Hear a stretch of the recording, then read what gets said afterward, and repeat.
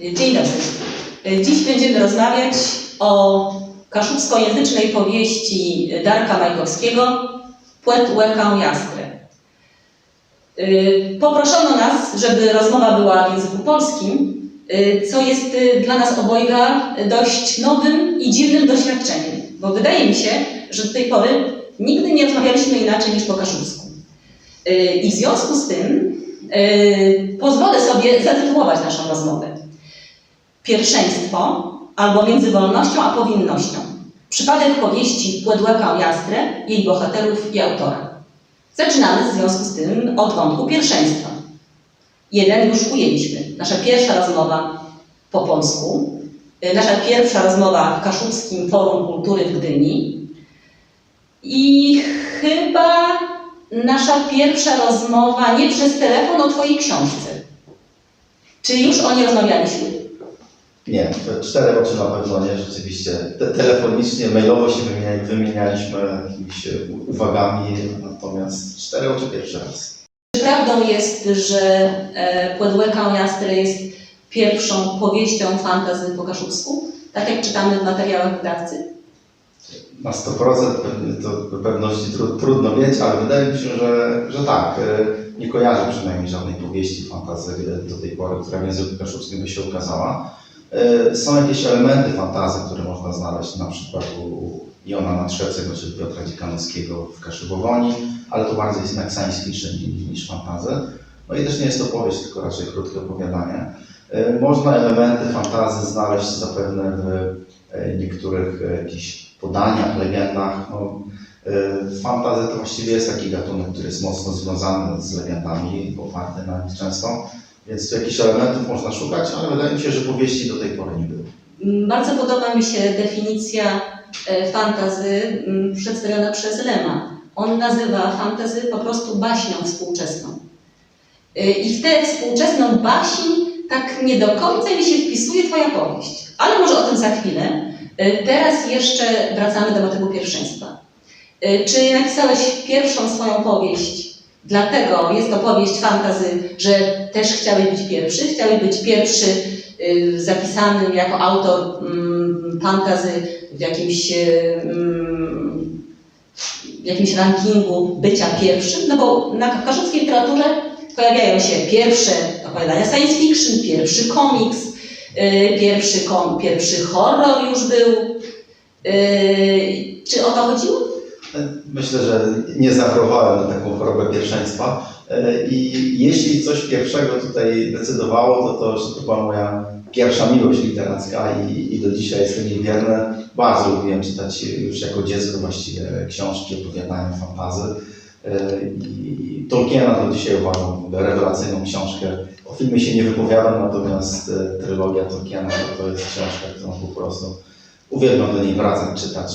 Uważam, że jest niesamowita, ale też czytałem dużo Hałagła, o Konaniu Barbarzyńcy, polskich też autorów, ostatnio Filipiuka, Sokołowskiego z Gdyni, więc naprawdę lubię czytać fantasy, lubię gry komputerowe związane z fantasy, Heroes 3, które po prostu też jak miałem więcej czasu kiedyś, to po prostu grałem w każdej wolnej chwili, teraz niestety troszeczkę na to czasu mi brakuje, ale taki właśnie klimat fantasy, może właśnie przez tą baśniowość, ale bardzo mnie to pociąga. Lubię czytać, więc stwierdziłem, że może warto napisać. Znam wiele osób, które są Kaszubami i fantasy się interesują, więc pomyślałem, może to i na nich będzie coś interesującego. Rzeczywiście Twoje zdolności pisarskie słychać też w odpowiadaniu. Odpowiedziałeś na wszystkie moje następne pytania, prawie. Przepraszam. Ale może jeszcze choć jedno. Czy na którejś z wymienionych postaci, czy na którymś z wymienionych autorów się wzorowałeś w jakimś stopniu? Czy któreś z źródeł było może nie tyle motywacją, ale nie motywacją i powodem, ale może wykorzystałeś pewne motywy z czegoś, co wymieniłeś, czy z innych źródeł korzystałeś? Szczerze mówiąc, trudno mi powiedzieć, czy świadomie z czegoś, świadomie z niczego nie korzystałem, tak?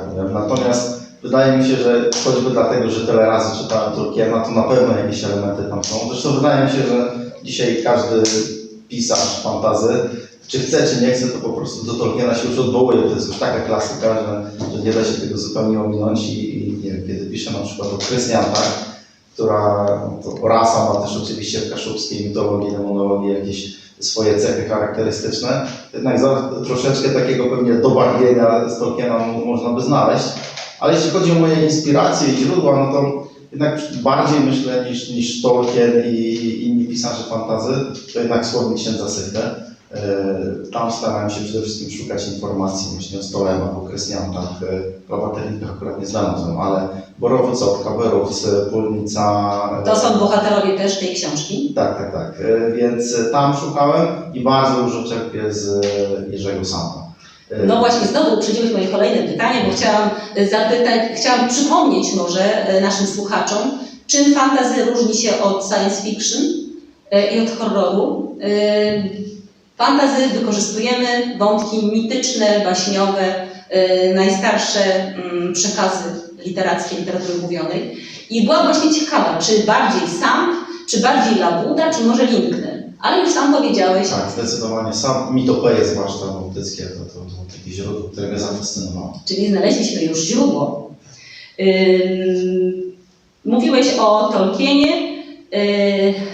Mnie zastanawiało, dlaczego dopiero dzisiaj czy wczoraj odkryłam, że Alicja w Krainie Czarów też może być zaliczona do literatury fantasy. I tutaj reklama. Niedługo ukaże się kaszubska wersja Alicji w Krainie Czarów. Wracając do Płedłeka Miastrę. Już wiemy, że prawdopodobnie nie chodziło Ci o palmę pierwszeństwa w literaturze fantasy. Lubisz literaturę tego typu, ale tak naprawdę czy poza Twoją miłością do literatury w Twojej głowie przed napisaniem tej książki pojawił się jakiś taki założony czy wymarzony czytelnik? Czy napisałeś tę książkę dla konkretnej osoby, grupy wiekowej? Tak, zdecydowanie. Szczerze mówiąc, zawsze jak piszę, to staram się mieć na oku czytelnika, czyli ten swój celny target, jak to się mawia. I w tym wypadku myślałem przede wszystkim o takiej młodzieży w wieku licealnym, powiedzmy, plus jakiś tam entuzjastów fantazji, bo oni w każdym wieku czytają tego typu literaturę. Myślałem tutaj o osobach, które oprócz tego, że interesują się fantazją, to przynajmniej kilka lat uczyli się w szkole podstawowej, bo tam większość kończy swoją edukację języka kaszubskiego. Dlatego myśląc o tym, w jaki sposób napisać tę książkę, myślałem o czytelniku nie tylko ze względu na akcję, na fabułę, ale też już myślałem o języku, którego chcę użyć, bo kaszubszczyzna, jak wiadomo, może być mniej lub bardziej skomplikowana dla odbiorcy, więc stwierdziłem, że chcę, żeby to było oczywiście piękną kaszubszczyzną, nie jakimś tam polkaszem, czy mieszanką języka polskiego z kaszubskim.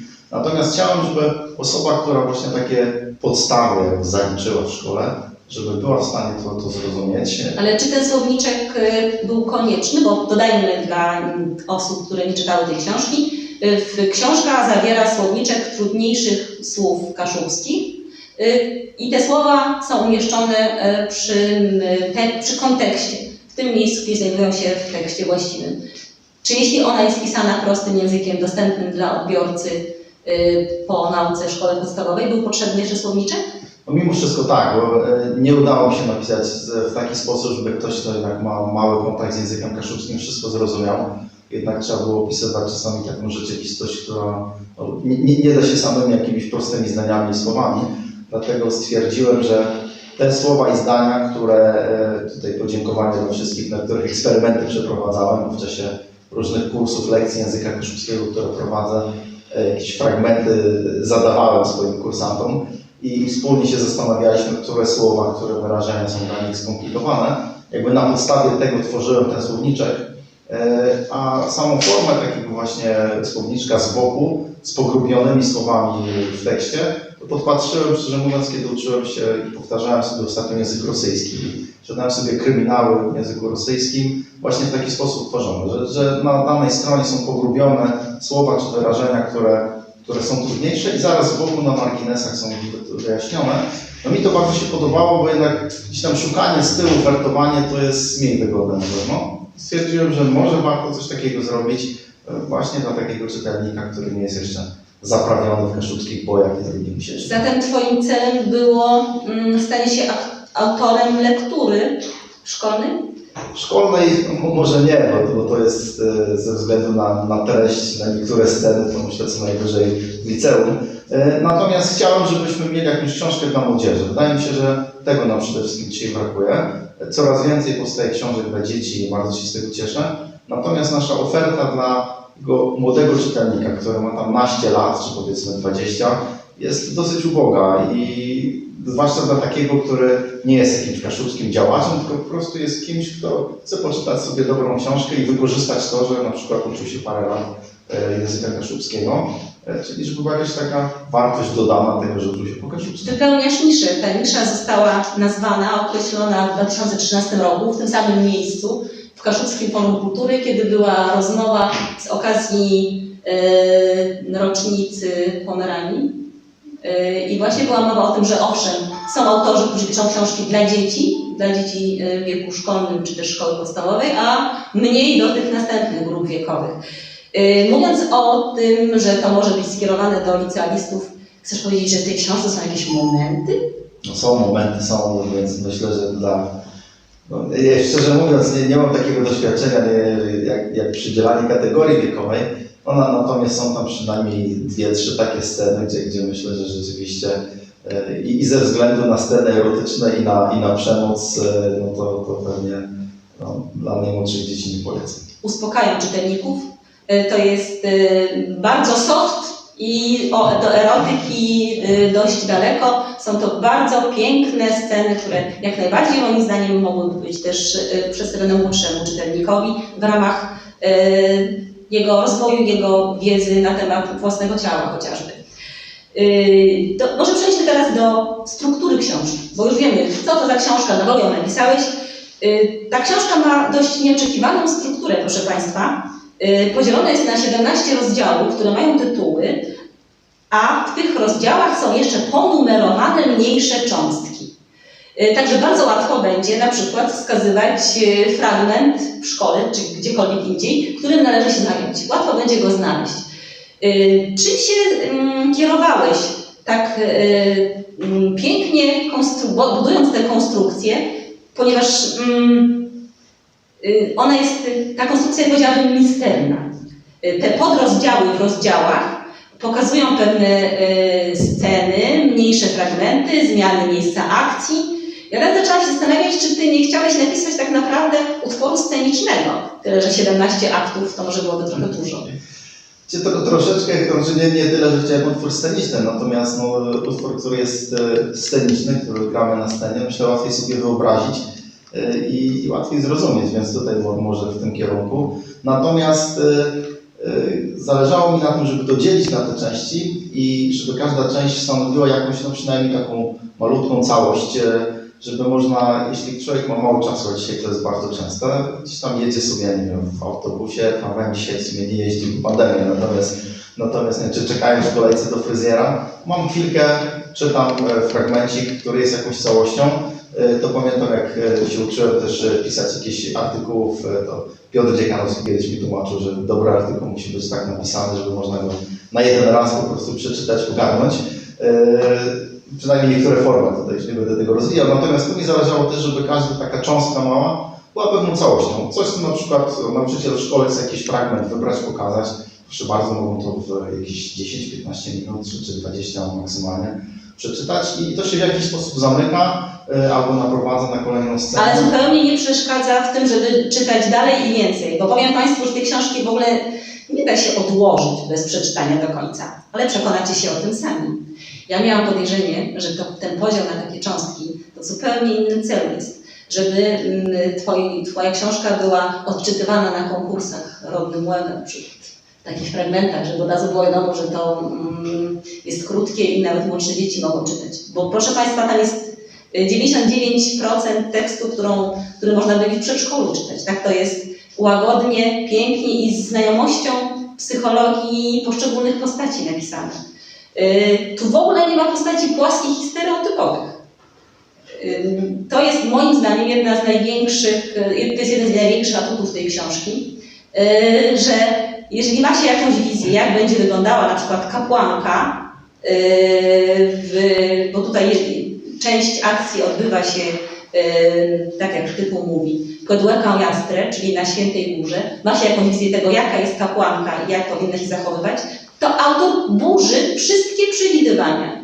Jeśli się człowiek zastanawia nad tym, kogo może pokochać dana postać, to ma podejrzenie, że tego, kto jest ważniejszy, wyższy w hierarchii. Nie, zupełnie nie. Też można się o tym za chwilę przekonać.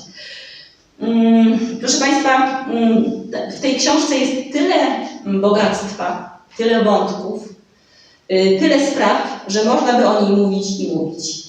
Ale jeszcze jedno niewygodne pytanie. Skoro nie chciałeś, nie założyłeś, że to będzie książka odgrywana na scenie, czy wzorem Rowling nie myślisz o tym, że ona po prostu będzie zekranizowana? No. Czy tak nie powinno właśnie być? Czy już nie napisałeś scenopisu? No nie, tak daleko nie poszedłem. Oczywiście myślę, jak każdy autor, bardzo bym się ucieszył, ale no, jeszcze nie śmiem nawet o tym marzyć. Na razie czekam na jakiś pierwszy odbiór. Natomiast jeszcze wrócę do tych postaci, gdzie dziękuję za te miłe słowa, natomiast myślę, że wpływ na to miało to, że no, tak właściwie pół roku się przygotowywałem do pisania, wpisywałem sobie te postaci i jakby każda z tych postaci ma jakiś swój pierwowzór. Nie będę teraz zdradzał, kto jest do jakiej postaci przypisany, natomiast pisząc jakby pozwalałem, oprócz tego, że miałem jakiś schemat, według którego chciałem tę książkę pisać, ale pozwalałem się jakby nieść tym postaciom. Kiedy one się znajdowały w jakiejś konkretnej sytuacji, sobie myślałem, co on by zrobił, jakby coś takiego go spotkało? Aha, pewnie tak. I po prostu, no, dlatego, że za tymi postaciami kryją się prawdziwi, żywi ludzie, to myślę, że może dlatego jest tak, że nie są płascy ani stereotypowi. Och, skromność autora. Postaci są fascynujące, należą do różnych ras, jak to w baśni, nawiązujących do mitopei kaszubskiej, czy mitopei bałtyckiej. Wymień może choćby te ludy, rody czy plemiona, które występują. No, bardzo dużo miejsca w powieści zajmują klabaternicy. Klabaternicy, czyli takie postaci związane przede wszystkim z wodą.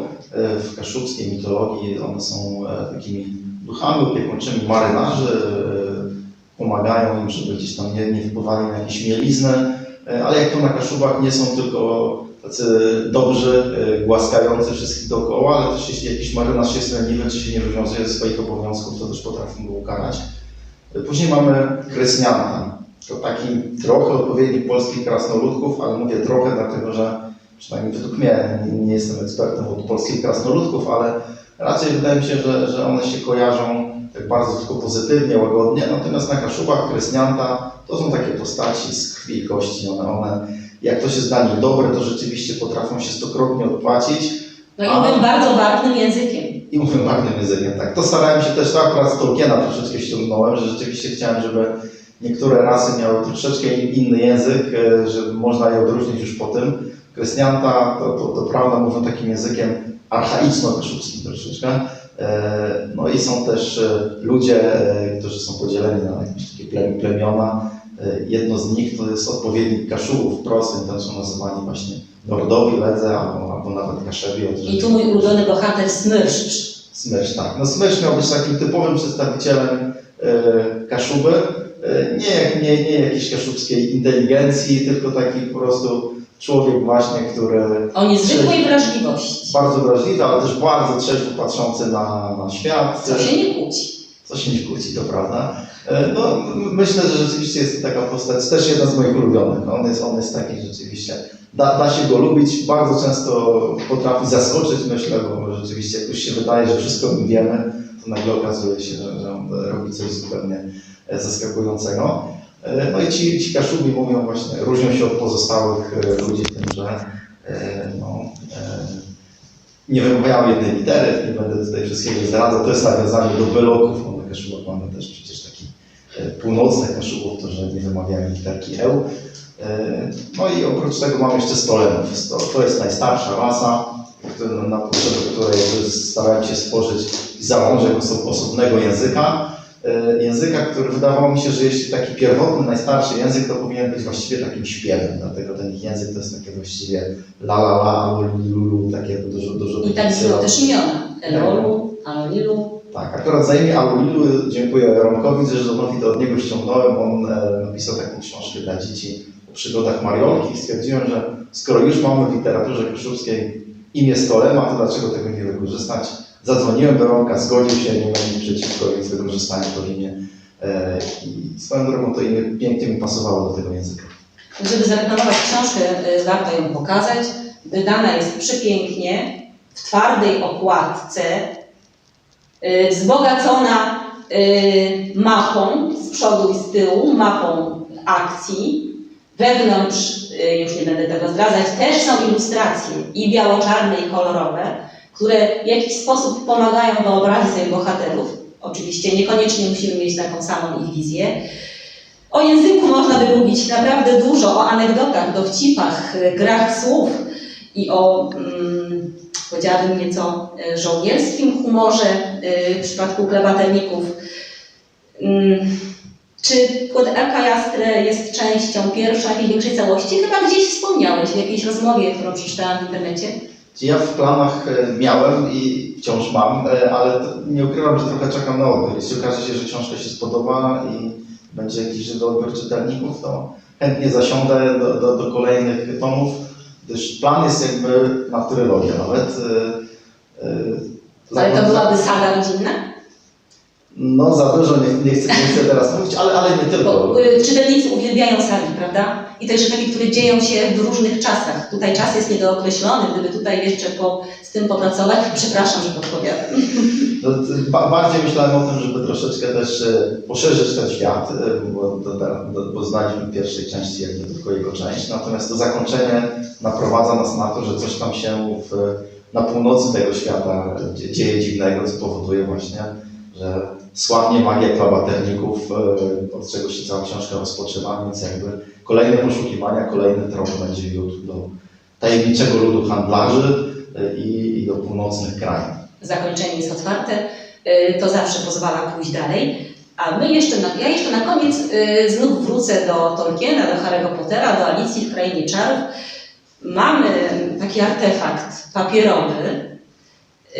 Czy planujesz wydanie materiałów dodatkowych, gadżetów, gier fabularnych lub planszowych, a może takie akcje promocyjne? Pamiętam, jak stałam w nocy po kolejny tom Harry'ego Pottera z córką w Oliwie pod księgarnią. Chętnie bym coś takiego spróbował, ale to już zależy przede wszystkim od czytelników, od zainteresowania, więc tak jak mówię, to są pierwsze dni właściwie, kiedy ta książka weszła do obrotu, więc... Już są pierwsze głosy czytelników w sieci? Tak, to jeszcze się nie spotkałem, to chętnie się zapoznam.